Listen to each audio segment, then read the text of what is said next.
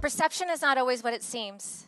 I'm home from college on my summer break to go working with my dad, a dentist who volunteers his skills at local elementary schools. An 8-year-old girl walks in, trembling and very anxious because this is her first visit to the dentist. We get her as comfortable as we can in the dental chair and she opens her mouth. Dad takes a mirror and probe looking for cavities but then stops. He motions me to look. Her first molars, the teeth you chew your food with, are rotted down to the bone. To know her parents can't afford to take her to the dentist and she must live like this, it's just not right. I decide in that moment, I don't want another child to experience this, not on my watch. I'm going to become a dentist. After that summer break, I marched myself into the career counselor's office and announced, I'm going to dental school. Ms. Thompson puts down her coffee and says, you are never going to get in. You are dreaming. No one in our college has gotten into dental school the last 4 years. What makes you think that you can do it? Corinne, your grades are subpar, your extracurricular activities are unimpressive, and your goals are ridiculous. They're completely unreachable. Honey, you should be focused on getting married and starting a family after college. As I make my way back to my dorm to start to get angry, and the more angry I get, the more I realize she's wrong. Am I going to let someone else dictate my future, tell me my limits and what's possible in my life? No, I'm not. I don't need to play down to her level. I can change my trajectory and influence what happens next. Against all odds, I become a dentist and graduate cum laude from dental school. Before I know it, I'm proudly raising my right hand to enter the armed forces to serve my country as a naval dental officer. So how'd this happen? How did I go from being picked on to holding one of the most coveted positions in the U.S. military? It happened because I was willing to do what others won't do, and I learned one of the most valuable lessons in my life. When we seek the unattainable, we change the game. According to Webster's dictionary, unattainable means not being accomplished or achieved. I see it as an opportunity to redefine an outcome. Yet in our daily lives, we often settle. We don't speak up, we don't go after what challenges us, we blame time, our jobs, our families, but ultimately we are the ones holding ourselves back from what is possible. Seeking the unattainable means we are not following a pre-designed path, but simply creating one that works for us in a unique way, and thereby our actions change the game. And the game changes with our mindset. Our minds are the one thing that can either hold us back or push us forward through doubt, fear, or disbelief. Now, some of you may argue that we're simply born with our mindset, just like raw talent. I argue that you do have a choice. If you train and focus your mindset on something bigger than yourself, you will get there. Each of us can influence dramatic change when we seek the unattainable. For example, 50 years ago, the Japanese created a high-speed bullet train called the Shinkansen. They looked at ways to improve their economy and created the fastest way to travel on land. In 2020, the Swoop MRI, a portable device smaller than a refrigerator, was created to help physicians make clinical decisions on patients too fragile to move. These advancements in medicine and transportation were created with not accepting the baseline, but wanting to elevate it. We can do the same thing.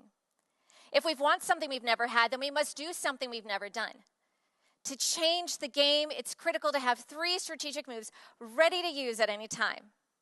The first move is to mobilize your mindset. It's July 1st, 2009. I'm in Iraq as a general dentist. We are deep in the Al-Anbar province, and my boss tells me I'm going to an Iraqi camp outside the wire. I arrive, and I'm afraid.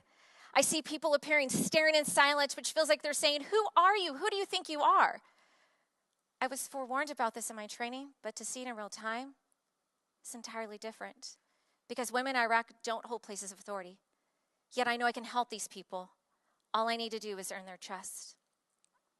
They watch me open my hands, take off my helmet, and all of a sudden, their disapproval turns into curiosity. The translator tells them I'm a dentist and I can help people get out of pain. My desire to help supersedes my fear, and my ability to mobilize my mindset earns their trust. I go from enemy to healer in a matter of seconds. None of this would be possible if I didn't believe in myself. Your success starts with you believing in yourself, because a distracted mind isn't a successful mind. Mobilizing your mindset means you're removing distractions and focusing your thoughts so that you can achieve clarity. Easier said than done. When I was outside the wire, I was so clear and focused that I was there to help that it superseded everything else. Where in your life could you be more clear and focused? What distractions do you need to remove? Perhaps it's turning off your phone notifications, blocking time in your calendar, or changing your environment. When you are crystal clear and focused on your goals, your mindset supersedes everything else. Mobilizing our mindset is an ongoing journey that we can be working on for the rest of our professional careers. With every opportunity, every risk we take, every challenge has the ability to take our mindset to a higher level. When it comes to seeking the unattainable, the traits you bring to the table are critical. The next strategic move is to liberate your labels. I land back in the USA to take some much-needed leave and fly to Texas to compete in the United America pageant. My parents asked, "Why are you doing this? How is a pageant going to help your career?" I decided to do it anyways because I have the ability to adapt, have poise, and confidence. It's down to the top 3 contestants. Corinne, as someone who's just returned from Iraq, how do you feel about President Obama sending 70,000 troops to Afghanistan? Everyone's eyes are on me. Why am I being asked this? When it comes to religious and political questions, those are off limits in pageants. The stakes are high. If I don't answer it, I'll lose the competition and the crown. And if I answer in a way that appears to undermine my military leadership, I will be in violation of Uniform Code of Military Justice. I look at the judges. Yes, you're right. President Obama is shifting the operation from Iraq to Afghanistan. As a proud member of the military, I know if we can show the local people what we did in Iraq, where we helped and give with no expectation in return, something felt in the core of our belief as Americans, then we did our job. God bless those troops. I didn't know the political views or the biases of the judges, but I wanted to answer true to who I was and what I believed in. 5 minutes later, I was crowned Miss United America 2009. 5 days later, I was back at Marine Corps Air Station Miramar in my combat boots and fatigues, finishing post-deployment training. As humans, we label people, and sometimes we allow others to put labels on us. My colleagues thought it was ridiculous that I was competing in a pageant. Labeled ridiculous. The interviewer on stage thought I wouldn't know how to answer his question. Labeled unintelligent. When I was pondering the idea of competing, my parents labeled it as a waste of time and told me I wasn't taking myself seriously. Labeled lollygag. The dental officers at my command questioned, "Why would you compete in a pageant before you start residency?" Labeled distracted. I ignored them and gave myself my own label. Relentless. We all have labels that sometimes people give us, but what if the labels that you create and embody can impact the lives of those around you? When we liberate our labels, we are taking control of our story. We are releasing the labels that don't serve us and replacing them with labels that do. You have the opportunity to choose the labels that you want to have. To instill in these new labels, it will take hard work, repetition, and consistency. Decide right now the 3 labels you want to have to live into the year ahead. Maybe you want to be unstoppable, on purpose, or timely. Make it non-negotiable that you have awareness of these labels every day. In developing your mindset and embracing the labels that come with it, you will need to learn how to capture your confidence, the final strategic move. It's 130 degrees Fahrenheit outside on a summer day in Iraq. The Marine unit I'm with recovered weapons from insurgents and needs to dispose of all the ammunition. The staff sergeant asked me and several other doctors if we'd like to shoot them. Of course we said yes, but we had no clue how to use them. The Marine security unit sets up a safe range. As we line up, I'm handed an AK-47, a semi-automatic rifle.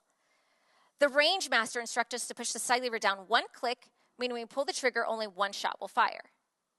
Each of us pushes the side lever down and we're instructed to shoot not just 1 bullet, but many come out. We are told to keep shooting. The back of the weapon is hitting painfully hard into my shoulder. After we finish, we leave to head back to the main base. Upon removing my gear, I discover my shoulder is swollen and bruised with various colors of black, purple, and yellow. The point of repeated injury requires stitches from one of my fellow doctors. 6 months later, I'm performing dental exams in Miramar for patients getting ready to leave for Afghanistan. One of my Marines says, "You have no idea what it's like over there." I say, "You're right, but I do know what it's like to be deployed and in the face of danger." I take off my gloves, roll up my scrub on the right side, and show my scar from the AK-47. He says, "Doc, you have street credit." And then he opens his mouth and let me finish his exam. We all have experiences in life that make us who we are. When we capture our confidence, it means we share our successes rather than hide them. At first, it may feel unnatural, yet be proud of who you are. Your success can be contagious and inspire others to do the same. I want you to feel more secured, determined, and connected so that you can take the driver's seat in your life and celebrate the things that truly matter to you. Being a naval officer, a beauty pageant queen, and an orthodontist could not be more opposite at first glance. But there are commonalities among them and skills I've learned which has boosted my confidence in every shape and form. That is why I share all three, to show others that they can do the same. The Navy has taught me how to be a leader and that there's no problem we can't solve. Competing in pageants has taught me there's strength and femininity. As an orthodontist, I've learned there is power in being open to feedback. C.S. Lewis stated, "You can't go back and change the beginning, but you can start where you are and change the ending." Each day, every one of us can seek the unattainable and change the game. Commit to your 3 strategic moves that you have right now in your pocket. Mobilize your mindset, liberate your labels, and capture your confidence. We need you right here, right now. Let's go. It's game time. Thank you.